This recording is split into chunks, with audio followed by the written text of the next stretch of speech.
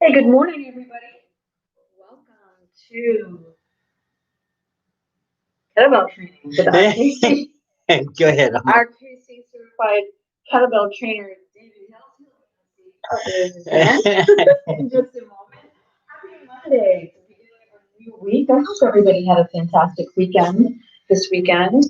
We did. We worked actually Yes. all weekend. All weekend long. But it was great. It was good stuff, and we also had time to have some nice meals and all that good And stuff. a pie. And pie. I Tanner made an pie. apple pie last night. But what I want to talk to you about this morning is: are you waiting to be happy? Like, No. Are you waiting to get something? Buy that new car, when I have my new home, when I get my degree, I'm gonna be finally be happy. Oh my gosh, that's the opposite way. Because happiness has to come first in order for you to get those things. And a lot of people don't realize that. There's a really good book. I don't know if I have If it not, right those here. things aren't going to make you happy. How many people do you know that have all that stuff and aren't happy? Yeah, Because it's not what they started with. And you actually will attract those things to you much easier, much quicker when you start with happiness first. In here. It's not from stuff outside. That stuff doesn't make you happy.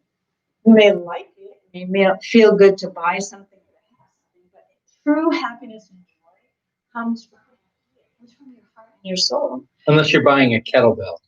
That's not true. Happiness does not come from outside. It's a inside job. That's what I like to call it. And a lot of people spend their entire lives working their asses off to get a certain thing, a car, a job, a home, whatever it is, and they wait until they're happy.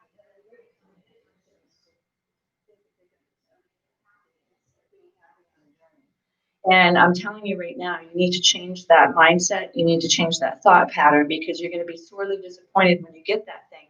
Sure, it'll be exciting for the first 3 days. After that, you're going to realize that happiness is not from outside things, it's from in here. So start with happiness first. Be happy now. Learn to be happy. Learn to feel the feelings in your body of happiness. You can train your body to feel happy and happiness and joy before you get those things, and that'll help you achieve those things as well when you're happy.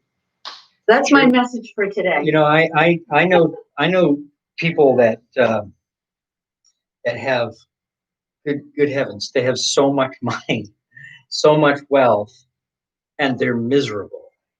Yeah, they're miserable. I know people that with like almost 100 rental units, and they're stressed out and miserable and overweight and inactive, and like, are you kidding me? It doesn't make any sense to me. Well, it doesn't mean that you can't be happy when you have those things. But what I'm saying to you is that happiness comes from inside. And then when you gather those things, you earn those things, and you pay for those things, then you can really enjoy those things. If you don't have happiness, you're working so hard for. There's a really good book. It's called Happiness, the yellow book. It's by Sean Acor. I purchased it a couple of weeks ago. It's all about all the research that he's done. He's done a lot of research on how to, being happy, and what he's found is just exactly what I'm saying. When your happiness comes first, it doesn't come from gathering outside things and getting to a certain end of it. There's no end of the journey. The end of the journey is death, guys. So don't wish for the end of the journey. The end of the journey is going to another realm. But anyway, this morning we are going to do some kettlebell work. So I hope everybody has their kettlebells, and you're going to join us this morning and get our bodies in shape and get moving. So let's do some warm up, shall we? And welcome. Let me just see who I've got on here. We have Jackie. Hi, Jackie. Diane. Good morning, Diane. Great to see you. And we have Matt from Bali. Oh, nice. What time is it in Bali? Mike Chang's girlfriend. Wife. I think you're married. Anyway, we want to move to Bali. yeah, we're gonna come visit you. So let's get started with some warm-ups first. All right, let's Shall we? start bouncing. Now this is one that we learned from Mike Chang, actually. Indeed. And Wow. these are bounces. I don't know if you learned. Well, David Got in the habit of doing it. Yeah. That's for sure. He has a great workout, flow workout, and it's about getting your mind in a flow sequence when you're working out. But this is a great one. It feels good. It gets your body moving. Drop down arms. So you're just going to bend your knees slightly, flick your arms down or your hands down. It's sort of like flicking water off your hands. You know, we've all been in the airport, and washed our hands, and there's no paper towels. Done that many times. And you just drop your shoulders down when you do that. Heart openers. This is one that's in Mike Chang's workout as well. And you only want to reach back as far as you can. You don't have to overexert. This is just a warm-up. And we're tapping the body as we come around. So you've feel the feelings of gratitude when you have your arms open. And then come around and tap your body. I'm going to do a little bit of a twist. And as you notice, we are moving our opposite foot so that we don't torque our knee. And then you can tap your body as you come around. And this kind of gives a little twist to the entire body that we have. Just waking up our blood cells, waking up our skin. And this is I call this the move it or lose it move. And this is just getting the joints warmed up here. Just drawing a circle with your hips. Go to the right first, and you can do little circles, you can do big circles. This is another one that's in. There's only so many ways of waving your arms and legs about. That's what my teacher used to say. And you can do any of these warm-up moves anytime throughout the day. I'm just going to do a little bit bend over. And you can actually pull on your, so on this side, I'm pulling on my right arm just a little bit, just to kind of get that extra stretch here. And just a nice, easy, we're just warming up the body. Get a wide stance. Brush your hands on the ground. Reach them behind. Now you want to make sure that your feet are grounded so you can kind of dig in with your toes a little bit. And this also helps us stay grounded throughout our day when we're feeling life happening, and we want to make sure that we have the natural earth, or the earth, supporting us. That's our support. These are knee rotation, and you can also incorporate the feet in this. So I lift my feet up, and so I'm getting a rotation in the ankles as well. And these are the type of things that you can do actually throughout your day. If you're working at a desk or anything like that, you should be getting up and moving around. And if you move your joints, it'll help you stay free from injury throughout your day when you're lifting or bending or all of those things. Let's do our shoulders first. Yes. So we're going to just hang on to the tops of our shoulders. A nice big circular motion. The back. This gets the synovial fluid going in our shoulders and gets our shoulders warmed up to swing that heavy kettlebell. Yeah, so we're going to bring our kettlebells to Bali, right? It was a year ago that I was in Bali, actually, for a few days, and it was a lot of the memories are coming up in my Facebook, and it's great. It was a really great trip. All right. All right. Shall we? Let's start with some swings to get going. All right. So reach down, grab the bell, seat the shoulders, drive into the heels. Begin. Now, as we talk about, you want to make sure that you have the correct form for your swings. And I'm going to practice what we learned last week, which is instead of bending my knees, I'm going to kick my hips back. Now, one hand. And we're literally pushing the kettlebell with our Change hands. core. So my arm is at the crease of my hips. I'm pushing up with my hips. Alternate.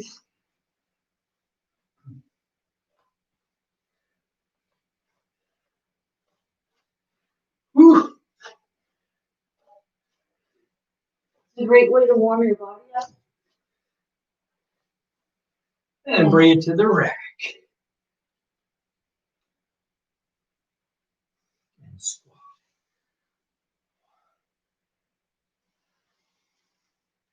You want to make sure your knees are just above your ankles. Your hips are kicked back and your back is straight. Shoulders are seated properly. Change hands. And as you come up, you're squeezing your glutes. And helping to build some strong muscles in your gluteus maximus down to the back of your legs. And set it down. And as you notice, we're working out barefoot. Absolutely. That's how we do kettlebell, so that we can feel the stabilization of the ground, the earth. We get a lot more information Yeah, about your balance and coordination. we're digging our toes Barefoot. in, and also just feeling grounded. Okay. All right. Bring it back up to the rack. You're going to rotate the bell. Radius around the elbow. Do you want to step forward so they can see? And if you come over to the left a little bit, you can be in my camera as well. All right. Folks. 1, 2, rotating around this line of the pinky. So can you explain a little bit what happens to your body when you work out with the kettlebell that's different when you're working out with regular weights in terms of the connective tissue? Yes. Well, one of the big things that's different is that when you do ballistic weightlifting like this, you're not just, change hands. You're not just, see, like this, even this exercise here, I'm only activating a couple of muscles here for the exercise, but everything from my toes to my neck must be stabilized to allow me to be able to effectively do this. So ultimately, kettlebell is designed to make it so that every bit of your body is working at the same time, so that the whole body develops systemically rather than by pieces. We tend to go to the gym and say, oh, today it's arm day, tomorrow's leg day. Kettlebell works your whole body at once. That's probably one of the big differences is in the philosophy of how to use it. And it really works the connective tissue on the inside of your body. So you're not just working the muscles. That's right. You're working everything that's connected together in your body. We also work on strength, we work on cardio. It helps us work on balance, and endurance. it also helps us become in flow state. That way we can use that energy and flow state throughout our day and our regular lives. And really, the emphasis with kettlebell is you. It's how do you feel your own body and the way it's used. It's as simple as that. We all have the same body. We all have the same number of bones and muscles. They're connected in the same ways. The difference is what you do with it. Your body will adapt and change based on the forces that you apply to it. Now, when you're working your body this way, it imprints in your brain. So if you're doing correct form, when you're working with the kettlebell, when you go to lift that heavy box or all of those presents that you got for Christmas, your brain automatically knows how to lift in correct form because you've trained your brain That's to right. do so with the kettlebell workout. So anyway. Okay, so let's do some long cycle. So that's swing to the rack and press. So you can go either one that you like. I'm gonna start out with this, and then I may have Just to use the hips and it'll all work out fine. I'm gonna go up and down. All right, bring the kettlebell up, feet are wide, swing to the rack and press.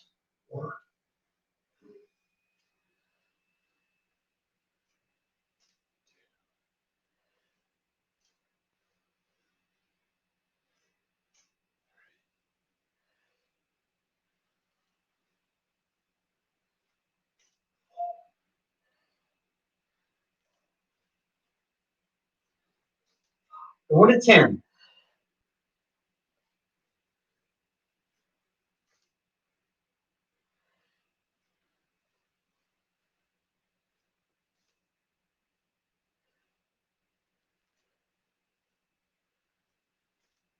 Two more.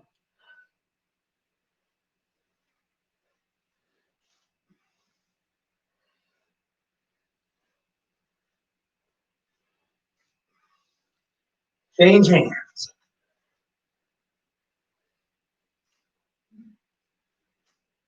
one,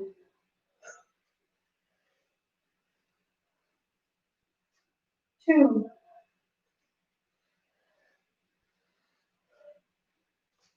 3,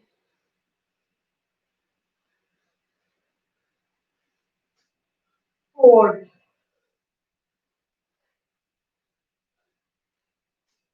5,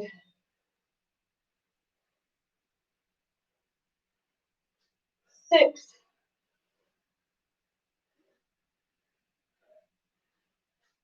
7,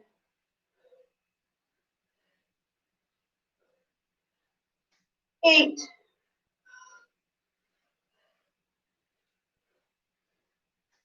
9,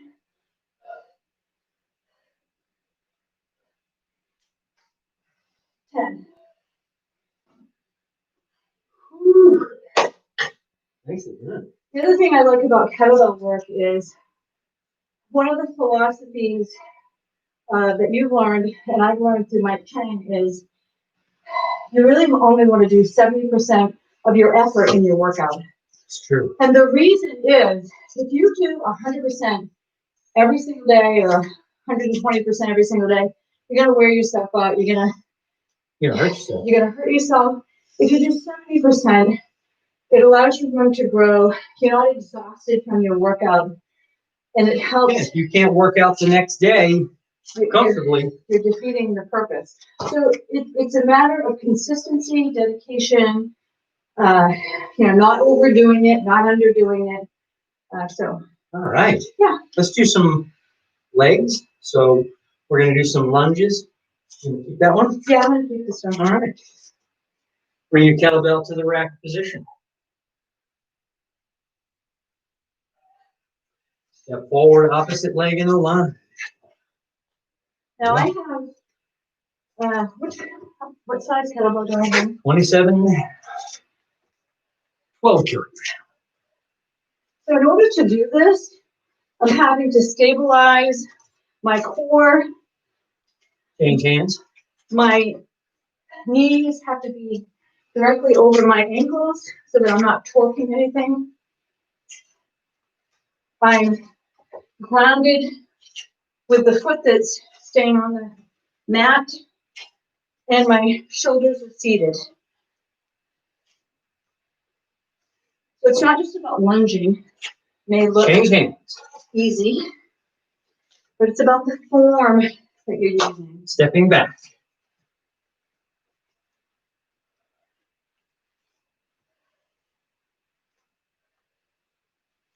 And it's deliberate form.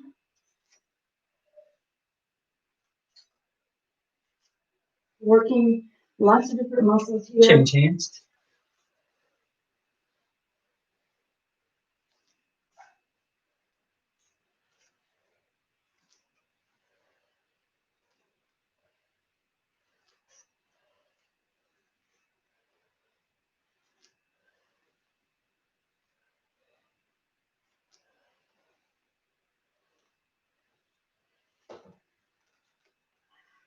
welcome. Great start to the day. Very nice. We're going to do some extended swings. Okay, what does that mean? We're going to do heavy swings for, let's do.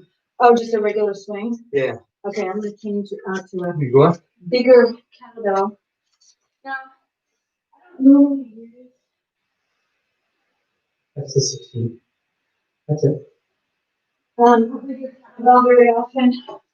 This is really a big one for me, but I do use it in a swing because I can, but I don't use this one for anything else. Yeah, you can swing a lot heavier kettlebell than you can put over your head. And you're using your core. So it may look like we're throwing it up with our arms, but we're literally we're bending up the crease of our hips, kicking our hips back, and using the energy of our core to thrust that kettlebell up. Mm-hmm. Okay. Speaking of which, You ready? 50 swings. Here we go. Okay.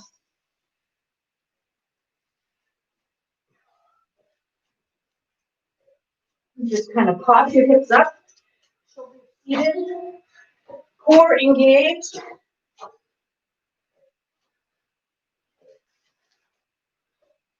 And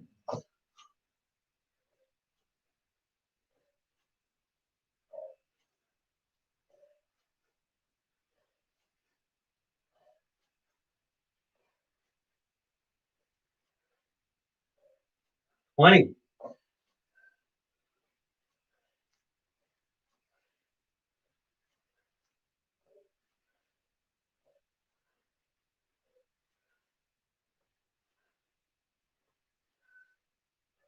$30.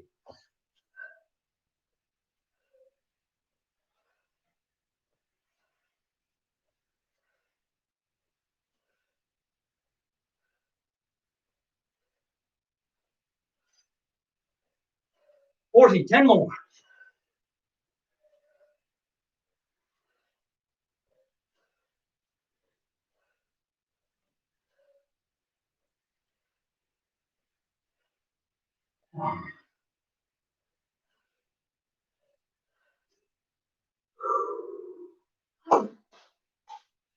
Nice. All right.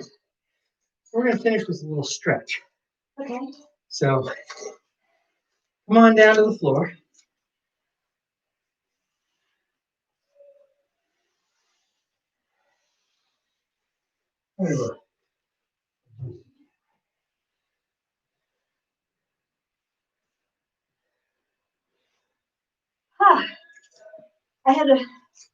When I'm doing that cardio stuff with the kettlebell,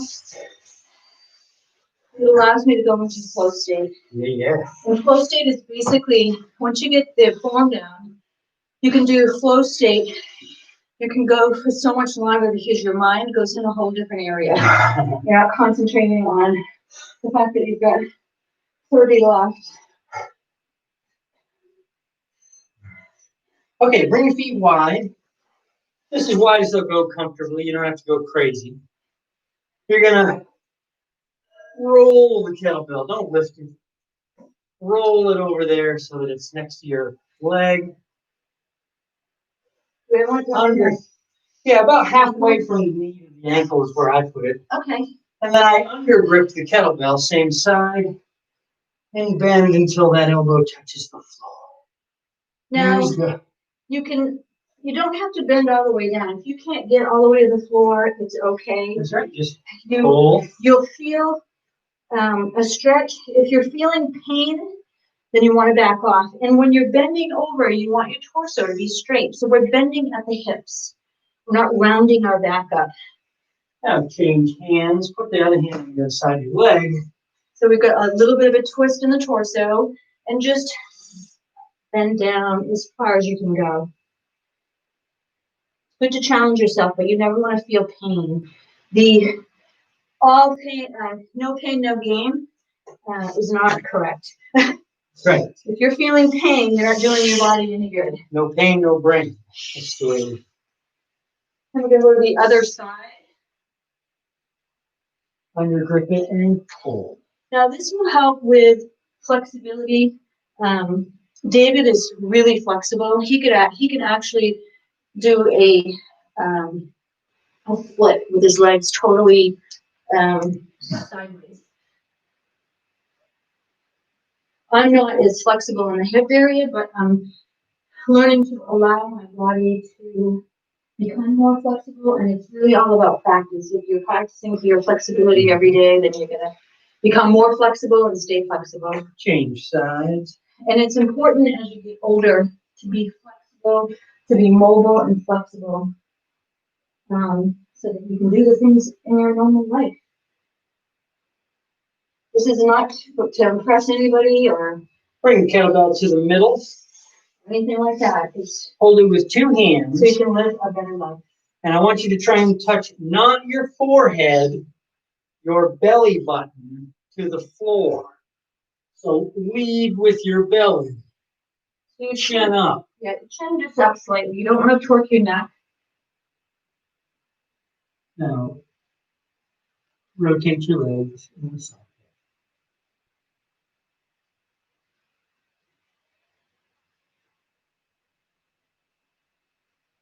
Loosen.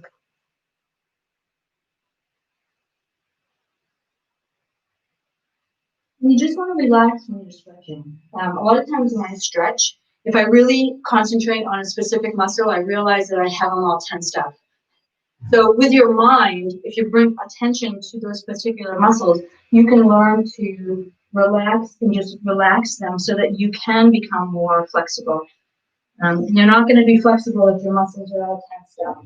It's not going to happen. It's very hard. You can't try to relax.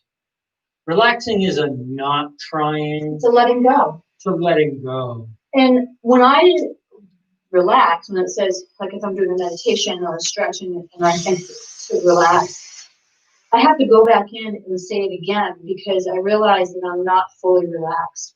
It's a letting go of the internal everything in your body. And it comes with practice. It requires a loss of sense of self. Yeah. Which is part of why it's so difficult to do. Because we have our sense of self comes from our feeling of our own body. And when you release that, it's no longer there. Like your tether is gone. Well, and what happens is when you practice letting go of your body like that, during the day, if you're all tensed up for any particular reason, it's easier for you to let go of any stress, fear. If you're angry at somebody, something happened and you start getting angry, it's easier to let go of that because you've trained your mind and you've trained your body to be able to let go. Mm-hmm. So anyway, wow, it's Monday. Super excited. Got a busy week ahead. I hope everybody's doing great. Thank you so much for joining us this morning. We are always happy to have you. 6 a.m. Eastern Standard Time. Here in the U.S., we live in the state of Maine and upper northeast corner of the U.S. But we are so happy to have you here. We are sending you love, joy, peace, happiness, and of course, abundance to all of you.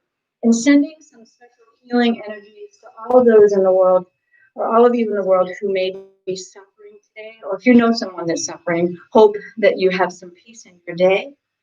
Setting our intentions for a beautiful day forward. And we love you. We'll see you here tomorrow morning, bright and early, 6 a.m.